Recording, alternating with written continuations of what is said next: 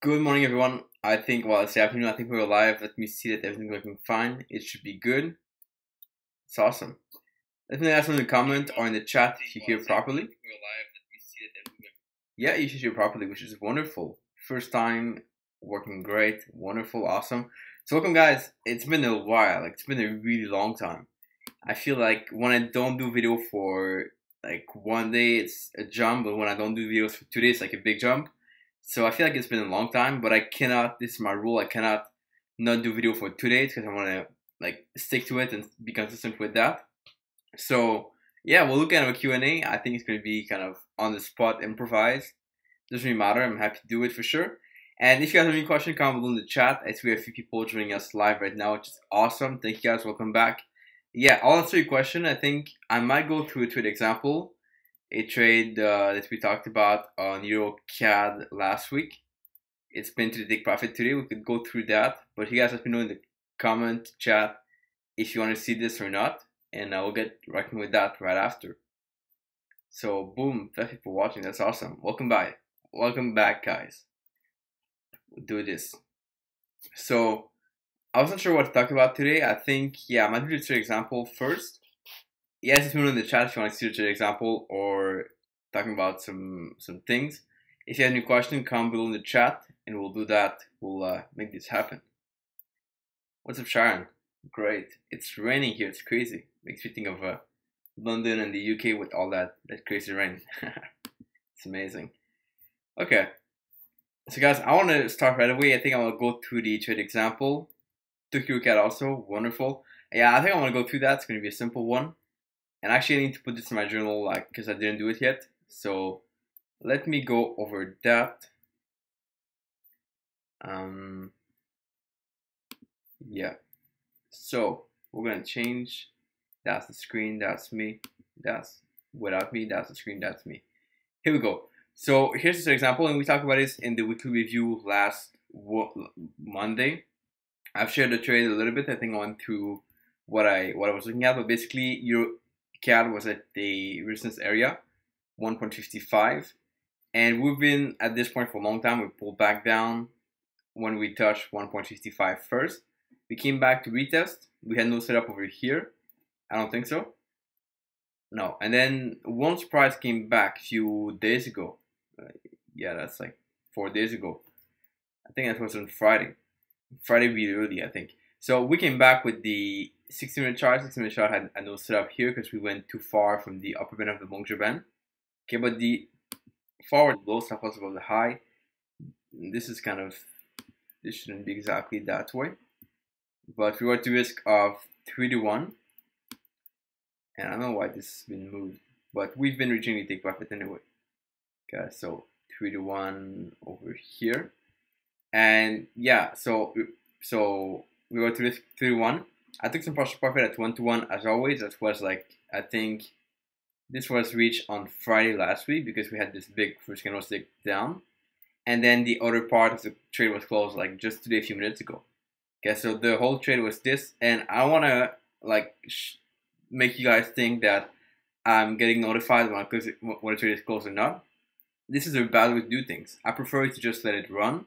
And it just happened I was doing this live and I saw the trade coming to a take profit. I want to talk about some things, so I just saw this. But the best thing you can do, I think, is to not care about whether you take profit or reach or not, or you stop loss or reach. It doesn't matter. It's only a result, an outcome. But the major point here is, do you actually follow your process? And do you actually put the right trades? And you don't need to watch chart at all after that. Okay, so I didn't look at this until today, pretty much. I looked at this when I did the weekly review, but then I didn't look like every day, every minute, or instead of take profits, it's close to it, is it far? Should I close it now? Should I wait? Should I do this? Should I do that? No, like, it's just you leave it there, and that's what I did for the whole week. Okay, so, of course, some people might say, like, because we're at the major zone, we could target more.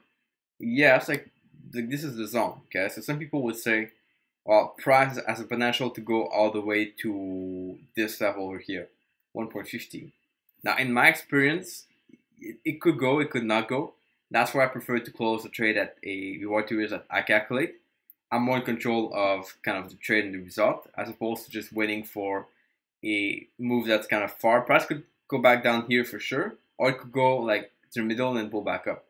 Okay, so that's how I follow. That's how I do things. But you could do things different, and that would totally be fine. Okay, it doesn't really matter. It's totally alright.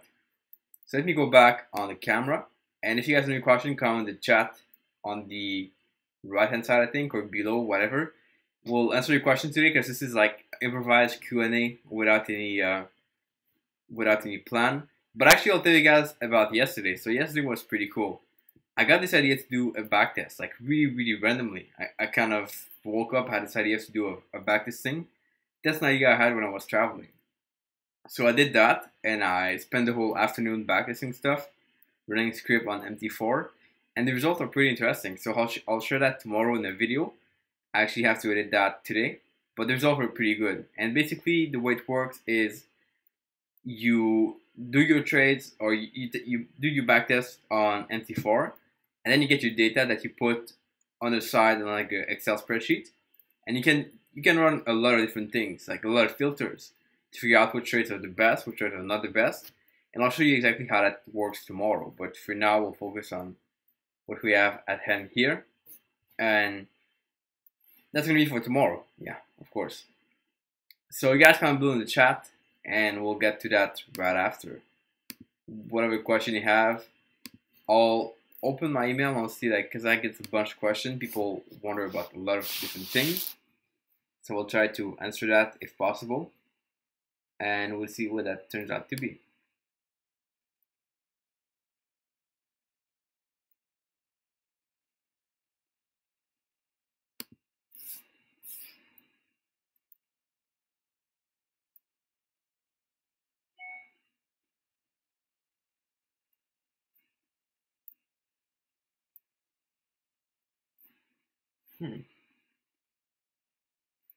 Oh, Ben has a good question. How many different charts do you watch? I like the question. So this is really important. I'll probably do another video on that soon, because I had a question recently about, like, I basically follow a lot of pairs. I follow 15 of them. It's not depending on who we talk to, might be a lot, might be few pairs, but based on that, then I go throughout the weeks. At the beginning of the week, I do a watch list, okay, for that week, and I'll screen down the pair I want to trade.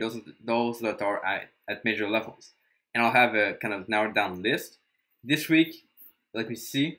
I think we have quite a lot this week. We have 1, 2, 3, 4, 5, 6, 7, 8, 9, 10, 11, 12. We have about 12 pairs this week. It's quite a lot, and I follow more than 15 actually. But we have 12 pairs that I was watching this week. So those are the pairs that I'll be looking at more closely. And I know when I get the alert on my phone to place trades because of my script on MT4, I know it's going to be time to, I kind of know beforehand what pairs I want to trade and what action I want to take on those pairs. It's a long and short, and that helps me a lot. So I flag them on TradingView, and I can know then how many, like, which one to follow, which one to take trades on. Guess that's the answer, Ben. But great question.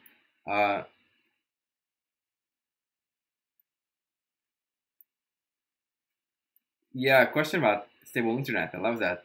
Random question. So, someone's asking random question. How do you use stable internet when traveling all the time? Usually, Wi-Fi is pretty good, except in some place. But to be honest, I cannot go anywhere because I feel like if I'm gonna go in a country where things are like the internet is bad, I just won't enjoy it, and it's gonna be really hard to do videos, upload stuff, and do live and whatever. And trading too. Some countries where internet's really bad, it's really hard to even load like TradingView. So I kind of limit myself a little bit on that. But most countries, like, they have pretty good Wi-Fi, especially in Airbnbs or hotel. Usually works fine. Dago, question about, do you see chart with territories for a bias decision? Yes. Well, so I'm not sure what you mean here. Do you mean like bias in terms of like support resistance areas? If that's the case, yeah, look at support resistance areas, and that gives me my bias. Is it buy or sell at this zone or that zone? So that's kind of how I look at it. If you take 2 trades at a time and close one at break even, and let one run to 1 to 3 or 2 is. Sharon, great question. So I personally don't do things at break even. I used to do that in the past. So yeah, so I think you mean break even with a stop loss basically. So I take, but this is something I've answered before. But here's the thing: when you want to do partial profit, the best way to do it is to take multiple trades. Like you take two trades on the pair, you split them, you split the risk in half for because you have two trades, and you close one like one to take profit at 1 to 1 for two risk, the other one at like 3 to 1 for whatever to one you wanna you wanna have. But the because the other option to do it is that you could basically put a sell order at some let's say you buy, you put a sell order later at some point to sell half, but it's a mess if you trade yeah, if your trade gets like stopped out and you don't cancel your order, it's like a mess because you're gonna have a trade in the wrong direction. So you have to be careful with that. So like two different position is better in my opinion. Two different trades and different take profit, same stop loss. Do you ever plan a trade but then take the opposite way because you feel like it's not the right time? I don't take the opposite way. I might not take a trade when it's not the right time or I feel like things are messy. But I never take the opposite position or opposite side because I look at sports resistance areas. So it's either one or the other. And if the zones are too tight where I could like do buy or sell, usually I don't trade because this is messy and this is not where I feel I have an edge. So no, I would not take the opposite trade, but I might decide not to take the trade if possible. Okay, if I feel like it's too messy, sure. VTL Nomad Trader. Do you have a monthly yearly goal in your trading? Like, are you aiming for how many percent dollar gain? Yeah, that's a good question. So I don't have, and this is good for goal setting in general. I don't have a target of percentage to earn, and I don't have a dollar amount to earn either. But I kind of have some project that I want to work on for the year because this year is all about missing less trades and working on kind of systematizing what I do. So more script, more EAs, more automation, and that's kind of my goal. Like even if I were to have a return of $0 at the end of the year, and I've built all this automation for this year, I know my return next year is going to be better, and I know that this is going to be worth it overall. So I value more the work I do as opposed to the market result, because the market can do whatever it wants, and I cannot really control that.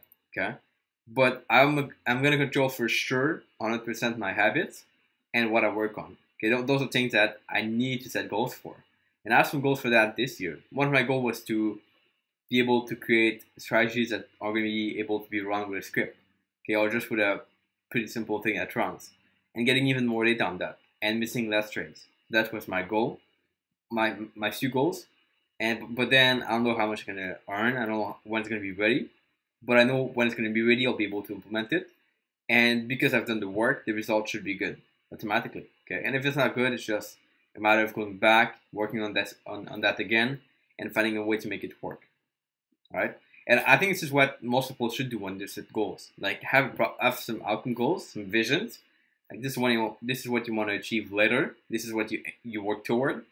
But then have some plans, like have some process goals toward that goal. Otherwise, it's going to be really hard to, or even if you don't have the result now, it's going to be really hard to be willing to work on that. Okay, and sometimes like I don't know for you guys, but for me, the goals I set, maybe because I set goals that are too high, but they always usually take more time to achieve. Okay, a little bit more time sometimes.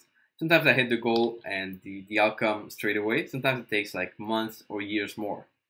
And so I don't focus on that too much. I see the goal, but the process goals are much more important, okay? Because those are the one I can control and I can work on for sure. So great question though. I think I want to do a video on that later on also. What time frame do you use for trigger chart and how long do your trade usually run?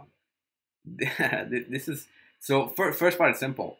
Scott, first part is very simple. What time frame do you use for your trigger chart? 1 hour chart, 4 hour chart. It's pretty simple. Those are the easiest one I found. I could maybe break it down further, but it's just getting like when it's getting too hard to manage. Like you have to check the 1 hour chart, 2 hour chart, 2 hour chart, 3 hour chart, 4 hour chart, 8 hour chart. 16 hour, 12-hour chart, it's getting too much. So I could break it down like this if I have a script to run it. But for now, I have no script, so I have to really watch what I can watch, which is 1-hour chart, 4-hour chart to take the trades. Those are trigger charts, as we could call them, yeah. And how long do you trade usually run?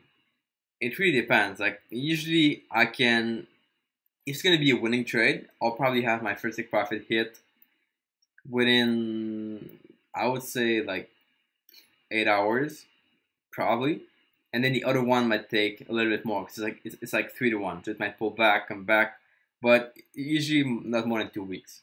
Yeah, so like 10 days basically of market, the market being active. So and usually the losses are what I found, they're pretty uh, like sometimes they take a long time, but sometimes they're pretty fast. So it like I took a trade this morning on USD trader was a loser, and it took like what? Let me see. It took uh entered wrong chart. So it's in a 6-minute chart. This trade took like, yeah, 3 hours, I think. Guess not too much, and that's pretty fast. But some losses are long also. Some losses usually the most losses are not too fast. They take like maybe a week to reach the stop loss. Most of them. Okay, and I could compute the stats and everything, but I don't have it with me now. But that's kind of a big average based on my experience and what I think. But yeah, yeah. Nahim, please tell me one thing which works more than 50% of the time. I don't know. It's really hard to tell. Chart pattern. Well, what I used to trade used to work way more than 50% of the time. So, but it always depends on what take profit you have. If you have a take profit at 3 to 1, or yeah, like 3 to 1, don't expect it to work 50% of the time. That's ridiculous. But if you have a take profit at 0.5 to 1, like you reach, so let's say you have a stop loss of 100 pip, you reach 50 pip in take profit. Of course, it's going to work more than 50%, probably, okay? Because the chances of price going to your take profit is bigger than price going to your stop loss. Right? That's kind of basic. That makes sense. But now, if you want to have something profitable, then it's a different question. Right? Profitable doesn't mean more like high win rate. Profitable means high win rate and average reward to risk, or high reward to risk and low win rate. Okay, it has to be combined, and that's why it's kind of a hard question. But what I used to trade back a year ago was more than 50% of the time.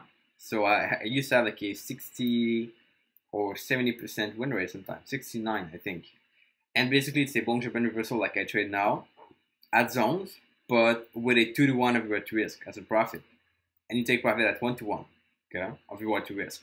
Let me know if that's clear, because I'm not sure how like new or like beginning or advanced you guys are. But basically I would take profit at 1 to 1 of reward to risk and at 2 to 1. Same thing I do now, but now it's at 3 to 1. And I would get with that a 60 to 69% win rate. It's more than 50% of the time. But my reward to risk was lower, 1.5 instead of 2.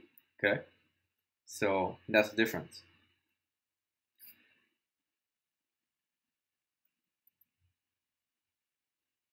Francisco, great question. Did you close EuroCAD at 3 just because you choose that ratio as a rule, or because it reached the previous pivot or support? The answer is only because it's the ratio I follow. Because it's really hard to backtest something with a script and to systematize when you take profit at a fixed level, like a level on the chart, a support, a resistance area. Really hard to do. But when you do it with a fixed reward to risk, it's really easy to do. Right? It's really easy to compute, to systematize, to calculate, to code, and that's kind of the route I want to go. I've been doing this for a long time. The fixed reward to risk ratio, okay, of 3 to 1, 2 to 1, 1 to 1. But the more I go into running script and systematizing stuff and automating my trading a little bit more, at least not fully, but at least partially, the more I realize that this is kind of better and that I just can optimize and code that really easily. So that's what I follow now. But that's a good question. But I really recommend, if you're gonna code something, a fixed reward to risk is much better, in my opinion. Dego, yeah, my pleasure. Is it possible not to use stop loss order at all and make money? Yeah, of course it's possible, but it's also possible to lose all your money. So that's the tricky part. Do you want to make the balance, like you lose everything but win a lot, or are you here for the long term? That's a very different thing. Angelo, how long have you been trading? 5 years now. I did a video on that. The first 2 years were bad. The third year was my year of kind of transition, and then the past 2 years were much better. What is your approach for trading news, for trading pairs that have news? That's a question I like. I don't really like to answer because I used to watch the news a little bit more. I don't really do now because my rules is the following. I trade like I backtest. Okay, this is a principle I follow. I heard this first from Mike Bellafiore. I really recommend his book, One Good Trade. But yeah, I trade like a backtest. So if I backtest something on a script or just manually, I won't look at the news. So when I get to trade live, I should not look at the news. Otherwise, it's going to be different. Unless I really believe deep down that there's a big advantage to look at the news when you trade live, I won't do it.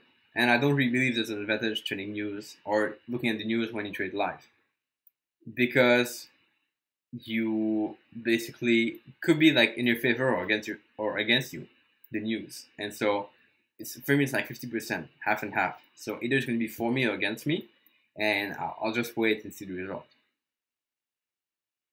That's my philosophy with that. King Shaver. You should try the win EA, but use it in for long risk. Okay. I've never heard of that. Which habit are you proud to have for trading? I guess the review part. I'm really strong on reviews, going back every week, looking at my performance. Also, journaling is one that I'm really proud to have. Like putting the trades in my journal as soon as I exit them. That's a really good habit to have. And I like from not having this to having this, it makes a big difference. So that would be one that I pick. How do you balance traveling, trading, socialization? Yeah, answer is simple. Okay, and that's a great question though. Answer is simple is that you have to mix everything. So I travel, and then like travel and trading is not too bad. It can be put together. Trading, traveling, socialization, that's hard. So what happens is that you end up creating yourself a social circle of traders or people interested in trading or entrepreneur. And when you mix everything, it becomes better because you talk with people doing the same thing that you like to do, and you can still travel at the same time. So by mixing everything, it makes it much better and much easier to manage. So most of my friends, of the people I talk to now, they are traders or entrepreneur. And other than that, like it's not. I don't hang out with other people too much anyway because they have a different reality that I don't want to be involved with because it's like too different and not productive for me. So 1 hour chart for trigger and forward chart for confirmation. No, Scott, not really. So let me explain. And I think I might need a chart for that. So actually, let's bring a chart. It's called a cool chart over here. Let me close that chart. Here's how it works. Basically, I have the daily chart over here. Daily chart or weekly chart are made for zones. Okay, I was looking at this USD CAD, a zone that we talked about, 1.31. It's a support area we've been breaking out and coming back to retest. I was looking to trade this and go long, okay, because of that zone on the daily chart. If you go on the weekly chart, it's going to be the same thing. It's going to be a nice zone you can trade, okay? So this chart below is all for the zones. And that's why I even removed the Bollinger Band. It's not there anymore because I don't want to trade on that chart. The win rate the win rate on that is really bad, and I just use this for the zones. Now these two charts over here, they are made for when price comes to the zone. Once coming to the zone, I'll flag it on the right, saying, okay, this is at the zone, pay close attention to it, and then I'll look for trades. So over here, I've been looking at price coming back to the zone. I look at these two charts. Both can be used for trading. Basically, you can have the setup sometimes on the 1 hour chart, sometimes on the 4 hour chart. You never know. That's why I follow both. Okay, and 4 hour chart is easy to watch.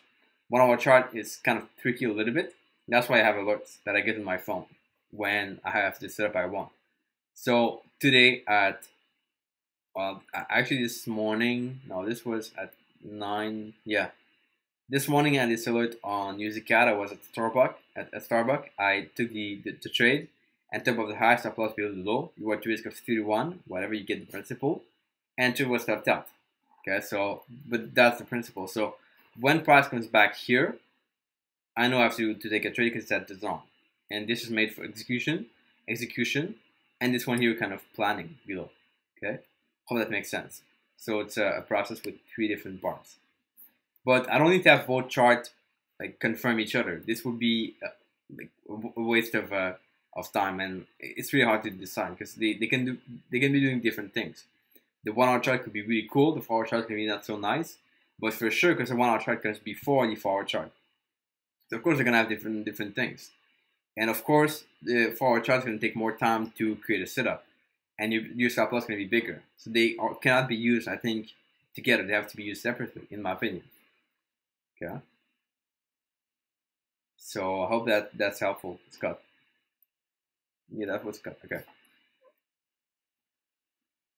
Would you ever invest or trade for family and friends? Not anymore. Team Mayor. So I've tried that in the past. I liked it, but I don't want to do this like not necessarily forever. For family, it depends. Like if I were to trade only for, let's say, a small family, like my family, yeah, maybe, but not go broader than that because it just gets hard to manage. And people have different expectations. People have different vision of what trading is about, and so that's why I would not go with that.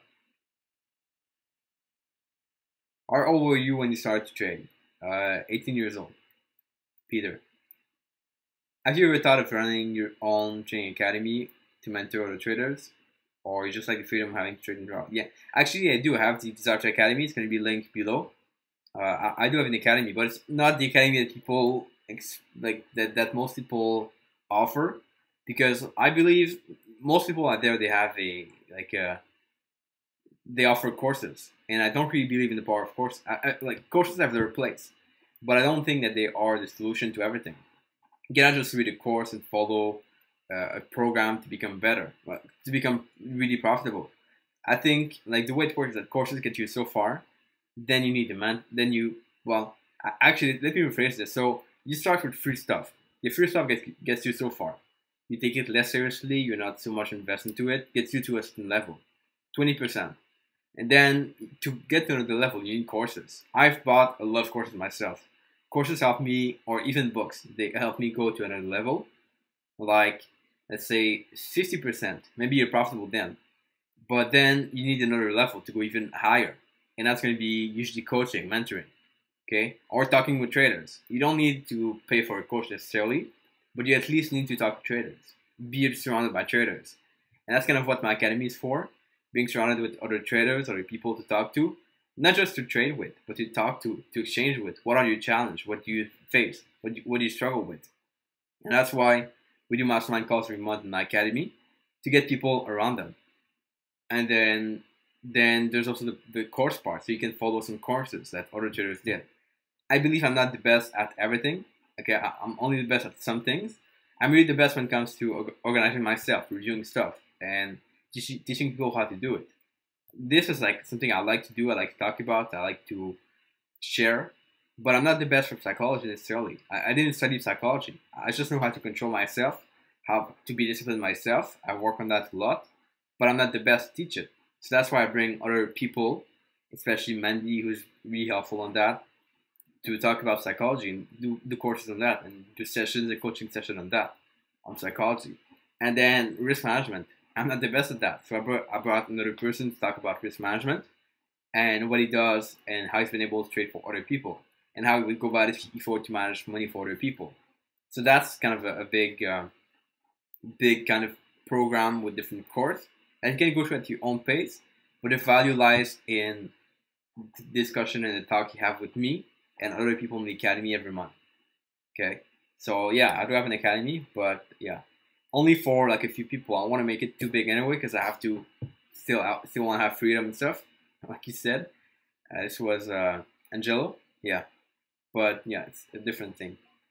Really, what I wish I had when I started to trade for sure, and what I wish I invested earlier in my trading career to learn. Okay, I waited way too long. How many candle closes your trade? The average trade take? This is a good question, Gregory. I'm not exactly sure. So I've said earlier in the video about 2 weeks maximum for the trade, so that like depending on a one chart it's faster for sure. On a forward chart, it's gonna be a little bit longer. But I don't know. Just do the math.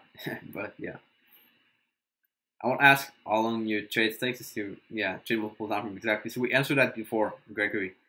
But yeah, I said about 2 weeks maximum, and usually first take profit hit within 8 hours most of the time. But yeah. Also, do you invest in project or do you actively trade? Active. I don't really invest other than in my business, but I actively trade. Yeah, forex.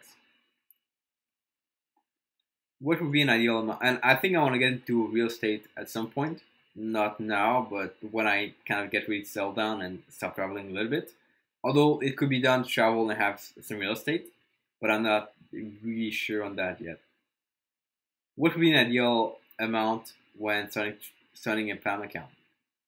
I don't know. 100K is an amount to make a living trading. It depends. So making a living trading is really subjective. It really depends. It depends on what expenses you have. If you live in a place like Thailand, 100K is plenty to make a living trading. But if you live in Canada or the US or London, I'm not sure. It depends. So it really depends on like how much you need to spend. But even then, I would still encourage you and still like wish all you guys to be working on developing multiple ways to make money. Not only one, but multiple. Because you can be way more stress free and feel way better and earn way more and get wealthy way more by having multiple ways to make money. Otherwise, you're going to be like glued to your computer and have to work and trade all the time and have to look at your trades and do this and that. And you cannot really take a vacation. Because what happens if you take a vacation from trading? You have no income, right? So that's something to think about. That, yeah, I've been starting to do also. Do you have a Discord or Telegram server?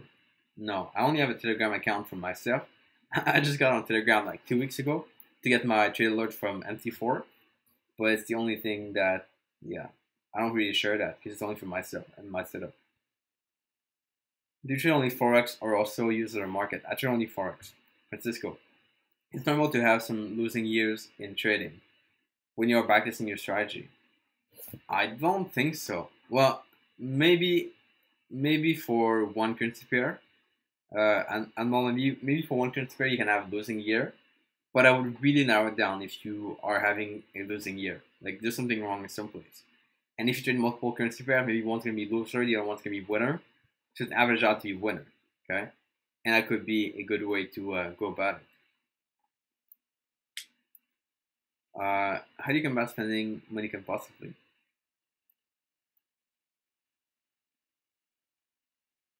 I don't have a problem with that. Yeah.